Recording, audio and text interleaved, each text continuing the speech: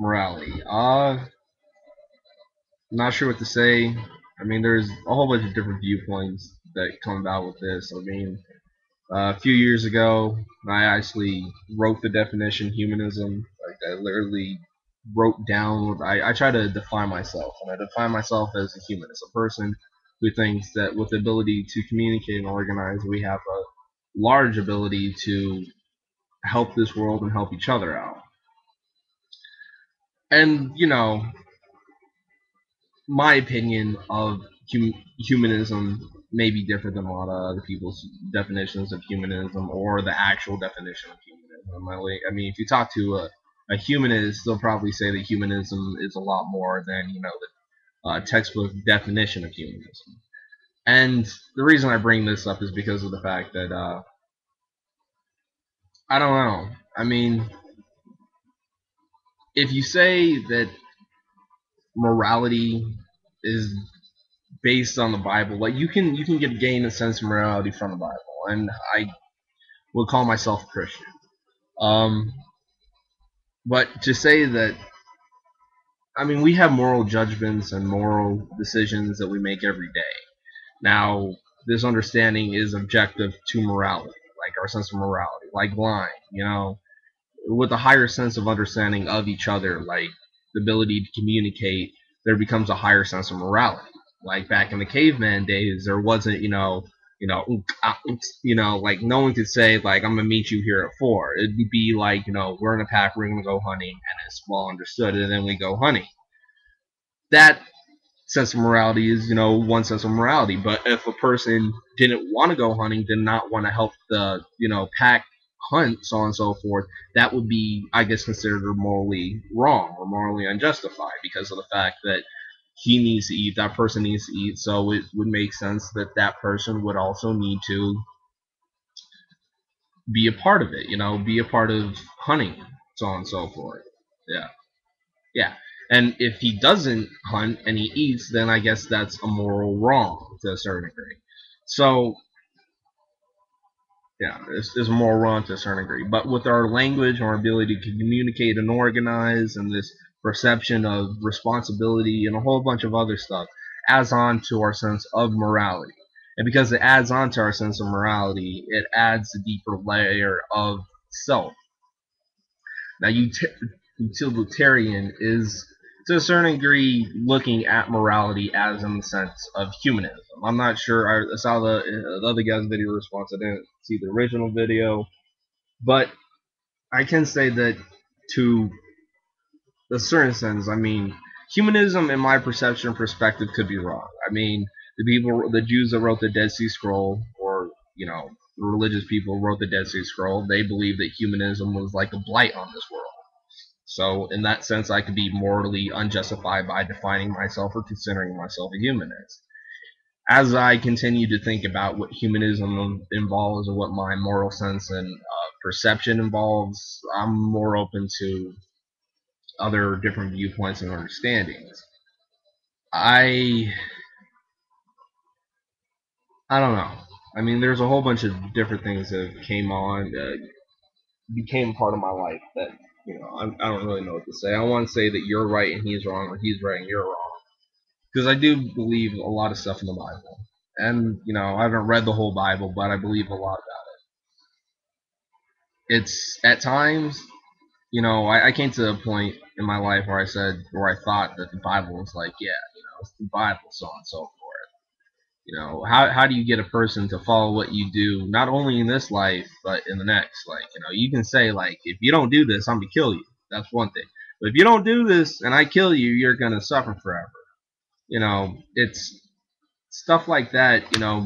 Kind of brought me to the point, or the thought process, or the decision, or conclusion that, to a certain degree, it has a fear based, to a certain degree, has a large level of a fear based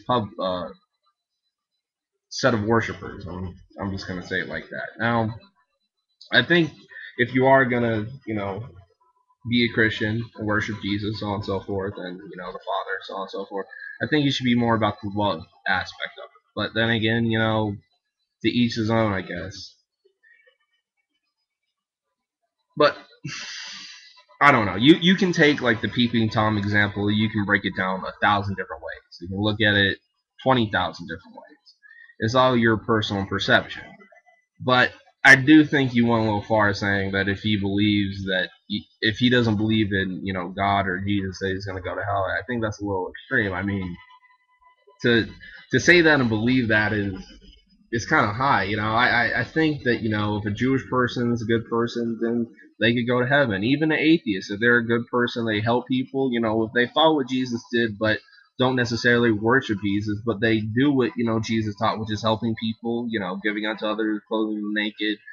Just helping people in general. Then that person should have a chance or the possibility of going to heaven. It's hard to really say what is true or what is false. Um, I guess I could say, you know, give me a sec.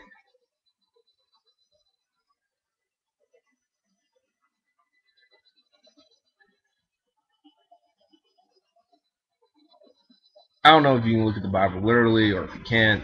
I mean, you can look at the Bible literally, but it has dangerous consequences. Same thing looking at the Quran literally. So saying that everybody that doesn't believe in Jesus goes to hell is, I think, a little extreme. But this is this and that. And Jesus talked about Jewish people. Jesus said that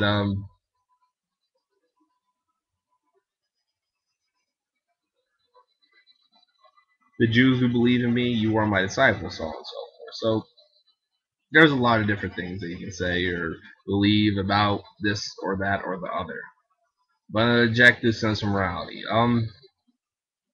I'll just say the Bible has a very good sense of morality. It's all about helping people, being a better person, and so on and so forth. And a lot of different other things. But the sense of morality that you gain from the Bible, if you incorporate that with your life, I don't think it's necessarily bad.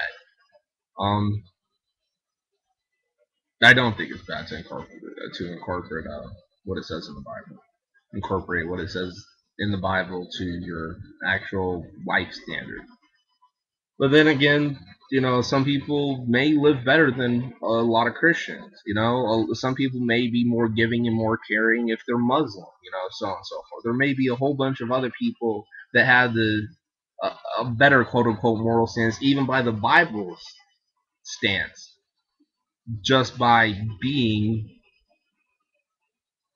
or just by living to the religion. So there are some people who do, for a fact, have a better moral stance and follow more of the things in the Bible than many Christians do.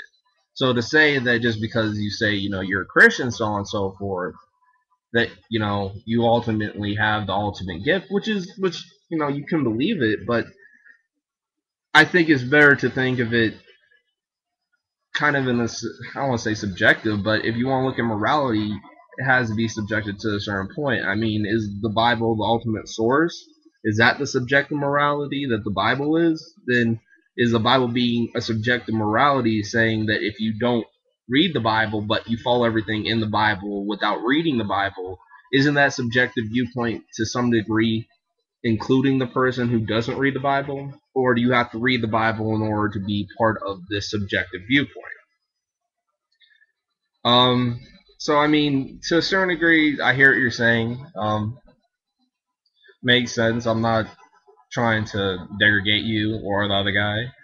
Uh, he said a few things like utilitarian. I don't know a ton about it, but I do understand the basic nature.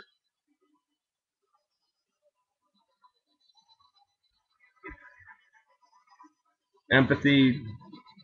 I mean, what our society and our culture has came to at this point in time has been an evolution. So empathy, all this other stuff, his viewpoint are all part of a greater social cultural evolution. And with that said, because it's part of our social cultural evolution, to a certain degree, it's part of our culture. So to the degree that we've been, unless you go to the point that the Bible was written came together, all the advancement in our culture. Well, I guess you could bring it back to that point, saying that when the Bible came into being, that was the objective viewpoint, and all this evolution has come past the Bible has literally became, what can I say? All the evolution that came past the Bible, all of our social evolution that came past the Bible is to a certain degree. How can I put this?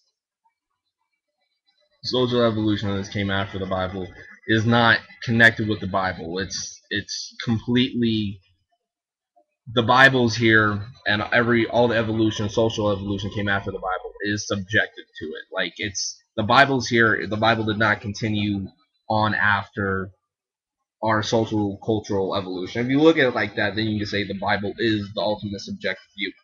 You can understand what I'm trying to say. But if you accept the evolution of society and our culture to the point to which it is at now, and understand that the Bible has been a process and has shaped our culture, our society, and our perception and perspective, you also have to include the fact that there are certain people that don't think of the Bible, or certain people that look at it differently, or just different religions and other perspectives that came after. So if this evolution in the society to a certain degree is completely to the point that the Bible has not grown with, then the Bible is the ultimate source. Or if you think that the Bible has continued on as it has to this point, then it is part of our social culture, and the subjectiveness is at this point in time, not 2,000 years ago. But again, it is subjective. So I mean, I always used to say that I think it's better to help people. Don't be just help people. I thought was the main thing. Doing unto others as you would have them done unto you, which I thought was the main point of the Bible is for me, and or to do like in the book of Eli, do more for others than you do for yourself.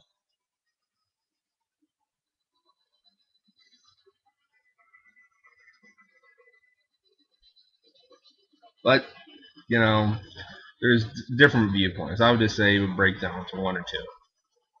Either A, the Bible is the ultimate source of subjective morality, and it was started and created 2,000 years ago when the Bible was first put together, or B, that the Bible has been a continuing part of our society and our manner and our culture, and it has shaped our society to this point.